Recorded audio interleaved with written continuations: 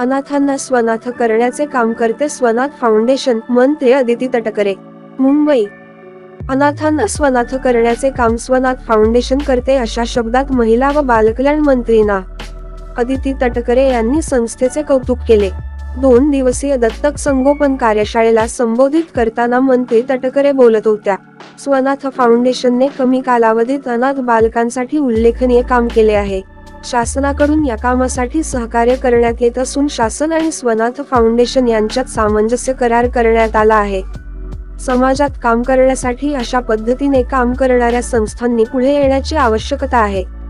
याबाबत स्वयंसेवी संस्थांकडून काही सूचना आल्या तर शासन त्यावर उपाययोजना व नव्याने राबविण्यात येणाऱ्या योजनांसाठी काम करेल, असेही मंत्री कुमार तटकरे यांनी उपस्थितांना आश्वासित केले।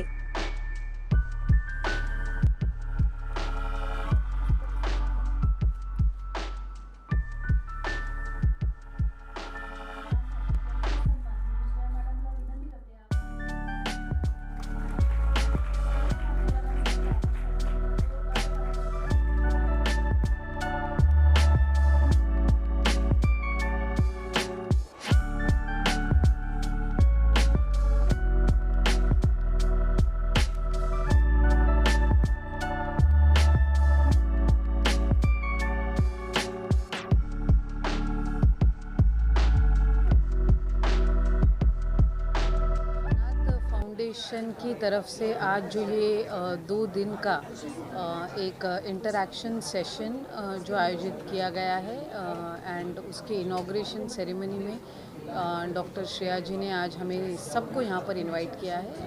मुझे बहुत ही ज़्यादा इस बात की खुशी है, आनंद है कि हम सब एक साथ इस प्रोग्राम में सहभागी हो सके एंड आई एम श्योर कि स्वनाथ फाउंडेशन की तरफ से जो पिछले 4-4.5 सालों से अनाथ बच्चों को स्वनाथ करने का जो उनका प्रयास है और एक बहुत ही अच्छा उपक्रम, एक बहुत ही अच्छा और इम्पॉर्टेंट जो ये इशू है वो सिर्फ महाराष्ट्र राज्य में नहीं, देश के तकरीबन 16-17 स्टेट्स में वो ये स्वनाथ फाउंडेशन की तरफ से ये बहुत ही अच्छा उन्होंने इंटेंशन रखे ये प्रोजेक्ट जो शुरू किया है, जहाँ पर अनाथ बच्चों को फॉस्टर पेरेंट्स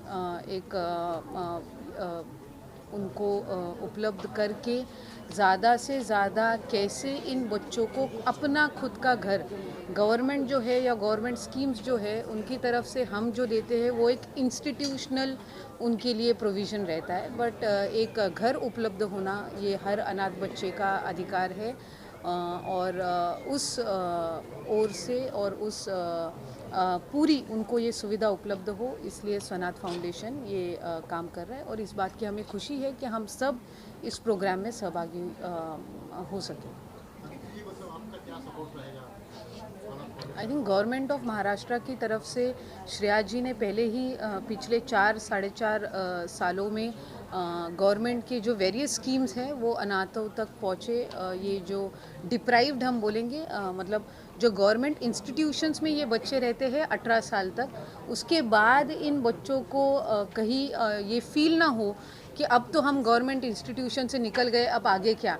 तो उस सब की जिम्मेदारी जो है वो स्वनाथ फाउंडेशन ले रही है और एक अच्छी सुविधा उनको देने के लिए जो प्रयास है और उसमें गवर्नमेंट ऑफ महाराष्ट्र ऑब्वियसली जो भी सपोर्ट गवर्नमेंट की तरफ से उन्हें चाहिए होगा वो हम देने का प्रयास करेंगे। श्रेया जी, आप क्या कहेंगे?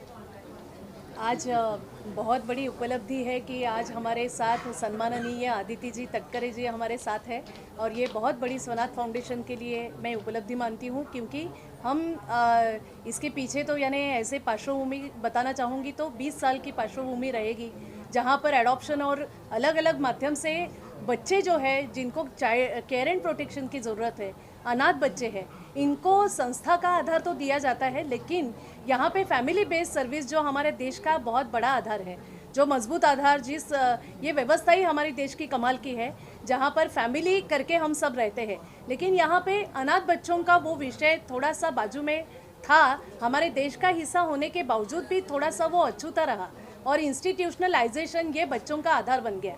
ये आधार ज़रूरी है, लेकिन ये लास्ट रिसोर्ट होना चाहिए कोई भी संस्था के लिए बच्चों का। तो ये बच्चों को परिवार मिले, ये हमारी संकल्पना स्वनाथ की है, और हर बच्चे को परिवार, ये हमारा मिशन है, जिसको हम लगातार देश में अलग अलग हिस्सों में अलग अलग जगह पर जाकर इस विषय की बातचीत करते हैं। इस विषय के संबंध में समाज में अवेयरनेस लाना चाहते हैं। इस विषय के संबंध में जो एक हमारा कानून बना है, जहाँ पर सेक्शन 44 के तहत ये घटना लिखी गई है, जिसमें फॉस्टर केयर सर्विस, प्रतिपालकत्व योजना या पोषण देखरेख सेवा, इसके बारे में जिक्र पूरी तरह से हुआ है, उसे अमल में लाने के लिए और ये बच्चों का बचपन सुनहरा, समृद्ध और सुखी करने के लिए हम प्रयास कर रहे हैं। और इसको नतीजा देने जैसे हमारे जैसे अलग अलग राज्यों में ये विषय सराहा जा रहा है और हमें वहाँ पे बुलवाया भी जा रहा है कि ये विषय को स्थान देने के लिए आपकी ओर से टाई अप करके स्वनाथ फाउंडेशन और वो राज्य काम करे।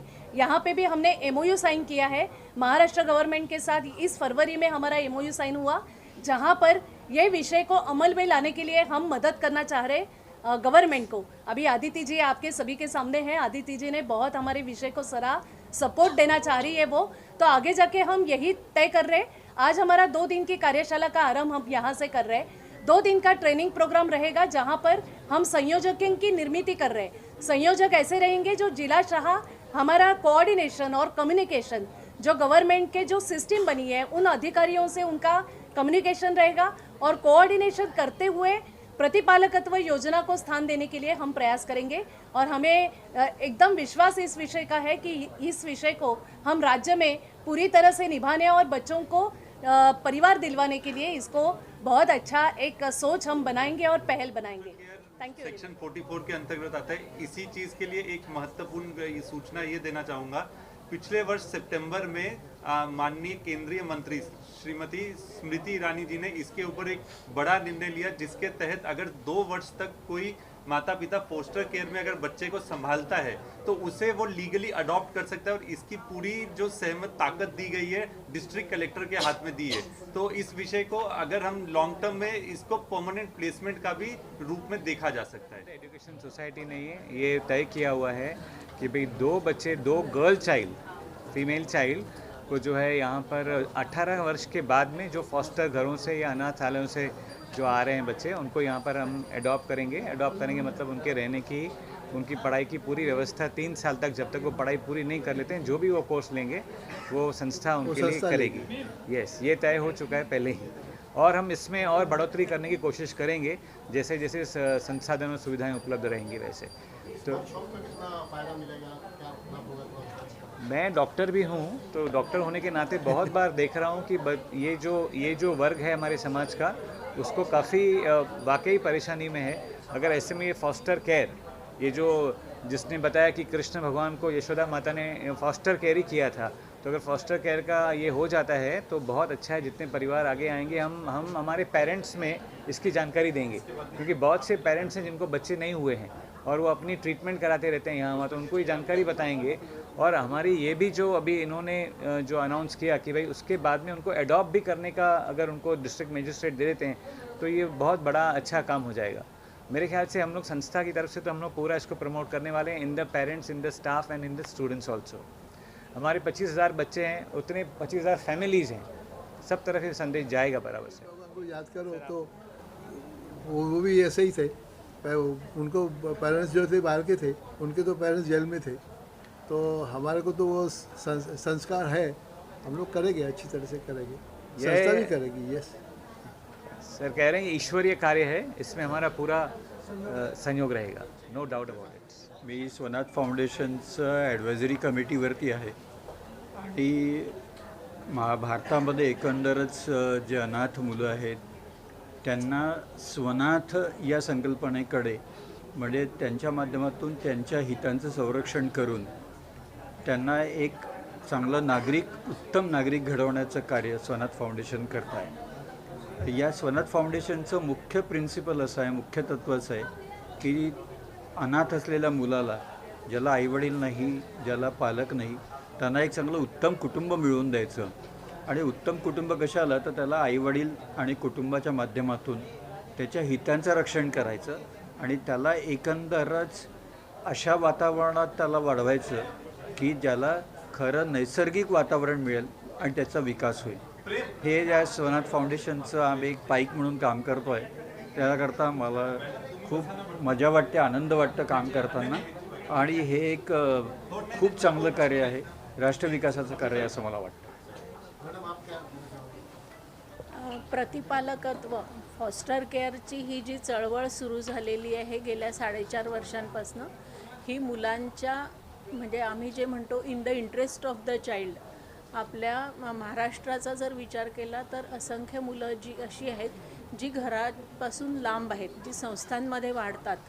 तर संस्था हे काही मुलांच्या समस्येचं उत्तर नाही आहे, किंवा संस्थांमध्ये मुलांना अन्न वस्त्र निवारा जरी मिळालं तरी भावनिक विकासाची जी त्यांची गरज आहे ती संस्थेत पूर्ण होऊ शकत नाही.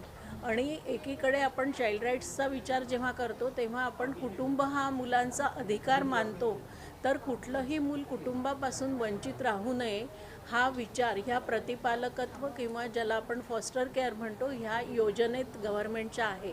आणि ही प्रतिपालकत्वाची योजना ही सर्वदूर पसरावी, ह्याचा प्रचार व्हावा.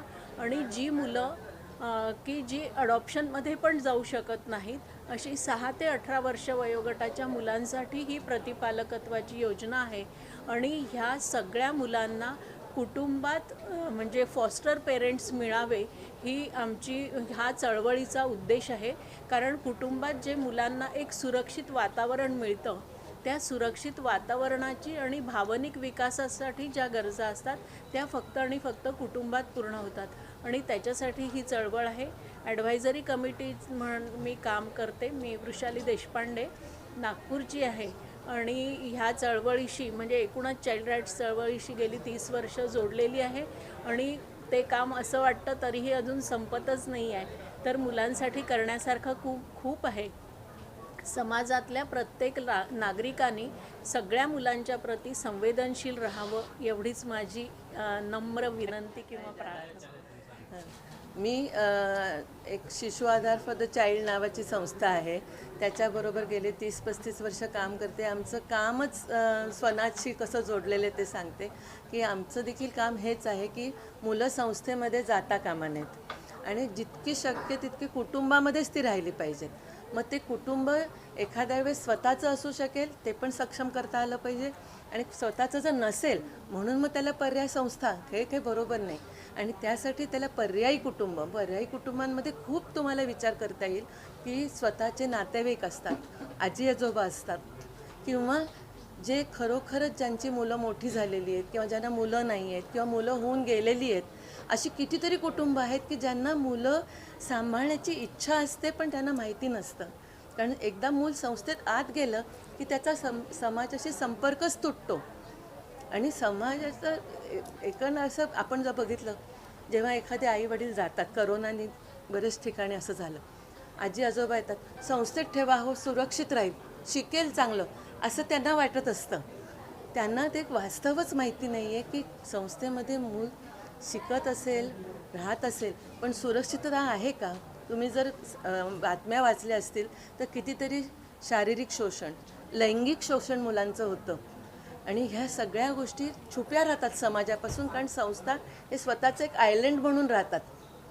आणि त्यांचा समाजाशी काही त्या मुलांना काय त्यांचं होतं आहे कोणालाच पत्ता लागत नाही. आणि म्हणून आपण काय म्हणतो आहे, एक म्हणजे संस्थेत मूल जाताच कामा नये आणि ते जाऊ नये म्हणून आधीच कायद्याने ही मदत करावी की ते मूल तिथल्या तिथे आपण त्याची तपासणी करावी, त्याची चाचपणी करावी आणि त्याला पर्यायी कुटुंब देण्याचा प्रयत्न करावा, जे फॉस्टर केअर आपण म्हणतो. किंवा जर संस्थेमध्ये गेलं म्हणून आता गेलं चला विसरून जा असं नाही, तिथे देखील आपण त्या मुलांची परत तपासणी केली पाहिजे की खरोखरच या मुलांना पर्यायी आपण कुटुंब देऊ शकतो का. आणि अशी कित्येक मुलं आहेत की ज्यांना आपण डेफिनेटली पर्यायी कुटुंब देऊ शकतो की जेणेकरून एक समाजाचा भाग म्हणून जे वाढायला पाहिजे ते मूल वाटतं. कारण त्याला आपला काही समाजाशी संबंध आहे असं त्याला वाटतच नाही. जे संस्थेमध्ये वाढतं जेव्हा ते जर कुटुंबात वाढलं तर त्याचं महत्त्वाचं की जे आपण एक रूटेडनेस आपण जो म्हणतो की एक मी ह्या समाजाचा एक अविभाज्य भाग आहे, हे जे फिलिंग आहे ते केवळ कुटुंबात वाढल्यामुळे त्या मुलामध्ये येऊ शकतं. आणि कुटुंबातून जी एक वेगळ्या प्रकारची आयडेंटिटी मिळते मुलांना, ती आयडेंटिटी संस्थेमधून मिळत नाही. मुलांना लाज वाटते म्हणायला की मी संस्थेमध्ये वाढलो, पण मी ह्या कुटुंबात वाढलो असं म्हणताना जे एक अभिमान आणि एक माझी स्वजाणीव निर्माण होते, त्या स्वजाणीवेसाठी सगळ्यांनी आपण पुढे आलं पाहिजे आणि जितकं शक्य तितकं मुलांना घर देण्यासाठी प्रयत्न केले पाहिजेत आणि तीच ही चळवळ आहे आणि त्याच चळवळीचा थोड़ा बताएंगे तो बहुत अच्छा होगा। मैं राजू लाडुलकर जिला बाल संरक्षण अधिकारी अकोला यहाँ कार्यरत हूँ और जो अभी 2 दिन की कार्यशाला होने वाली है वो यानी प्रतिपालकत्व योजना, इसके बारे में अपने को जानकारी मिलेगी अभी ये 2 दिन की कार्यशाला में। आप अकोला, क्योंकि आपने नाम लिया, तो अकोला पहली डिस्ट्रिक्ट है जहां पर पोस्टरिंग सबसे पहले शुरू हुई थी प्रतिपालित तत्व योजना। तो आप उस जर्नी से आप इस सरकार की तरफ से जुड़े हुए हैं, तो वो आप अपने एक्सपीरियंस के बारे में कुछ कहना चाहेंगे?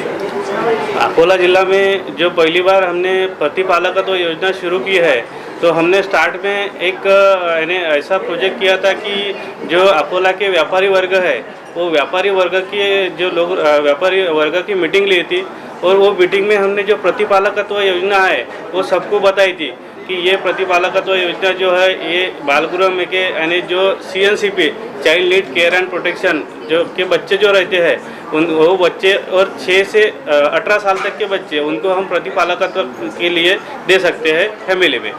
अभी आप ये बताएं, अभी जैसे स्वनाथ फाउंडेशन करके एक NGO फॉर्म हुआ है जो जिन्होंने गवर्नमेंट के साथ MOU करके ये प्रतिपालित तत्व योजना का अवेयरनेस पूरे महाराष्ट्र में कर रहा है। ऐसी संस्थाओं के बारे में आप क्या कहना चाहेंगे कि मतलब क्या इन संस्थाओं की मदद से ये प्रतिपालित तत्व योजना पूर्ण राज्य में इम्प्लीमेंट हो सकता है क्या? गवर्नमेंट ने अभी जो प्रतिपालकत्व योजना शुरू की है, गवर्नमेंट के माध्यम से चलाती है, लेकिन जितना टाइम पूरा टाइम नहीं दे सकती, इसलिए NGO के माध्यम से जो काम होता है NGO अपनी पूरी ताकत लगाती है। वही हिसाब से अभी जो सोनाथ फाउंडेशन है, सोनाथ फाउंडेशन ये संस्था के माध्यम से प्रतिपालकत्व योजना यानी अच्छी तरह से निभाई जाएंगी और पूरे महाराष्ट्र में इसका इम्प्लीमेंटेशन हो जाएगा। मेरे ध्यान में तो ऐसी और कोई संस्था नहीं है भारत में जो इस फोस्टर केयर को आगे बढ़ाने के लिए काम कर रही है। यह एक बहुत ही विशेष कार्य है और श्रेया जी के जब मन में ये आया कि इस तरह का कार्य करना है, तो हमारे इंस्टीट्यूट ने Vivekananda education society, institute of management studies, इन्होंने सोचा कि यह एक बहुत ही महत्वपूर्ण कार्य है और इसमें सहयोगी बनना चाहिए।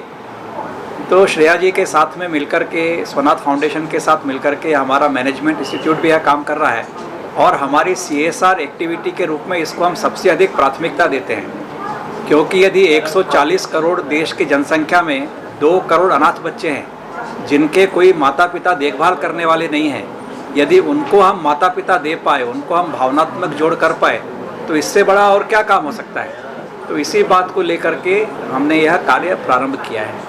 जैसा आपने ये 2 दिन की कार्यशाला के लिए आपने जो सपोर्ट किया है, तो आप क्या अपेक्षा रखते हैं कि मतलब महाराष्ट्र जैसे राज्य जहां पर सबसे ज़्यादा अनाथ आश्रम है, जहां पे सबसे ज़्यादा अनाथ बच्चे पूरे राज्य में पाए जाते हैं, तो इस कार्यशाला की मदद से जो आपने इतना बड़ा सहयोग, जहां पे पूरा मतलब इम्प्लीमेंटेशन के लिए आपने जो सहयोग दिया है, इसकी प्रेरणा आपको कैसे मिलती है? क्या है, इस क्षेत्र में काम करने के लिए अभी इग्नोरेंस बहुत ज़्यादा है। एक तो बच्चों के मन में विश्वास पैदा करना कि वो फोस्टर केयर में जा रहे हैं तो वहाँ पर उनके साथ में ठीक से व्यवहार होगा, फिर ऐसे पेरेंट्स को एजुकेट करना, उनकी इग्नोरेंस निकालना कि ये एडॉप्शन नहीं है, ये फोस्टर केयर है और वो भी अपने माँ बाप की तरह उन बच्चों का ख्याल रख सकते हैं। तो जब इस तरह की भावना लोगों के मन में जब तक ठीक से नहीं आएगी तो ये काम नहीं हो सकता। तो इसके लिए यह 2 दिन की कार्यशाला की जब कल्पना मेरे सामने श्रेया जी ने रखी तो मुझे लगा कि हाँ, ये बहुत ही आवश्यक है, क्योंकि लोगों के मन से कई तरह की भ्रांतियों को दूर करना बड़ा आवश्यक है।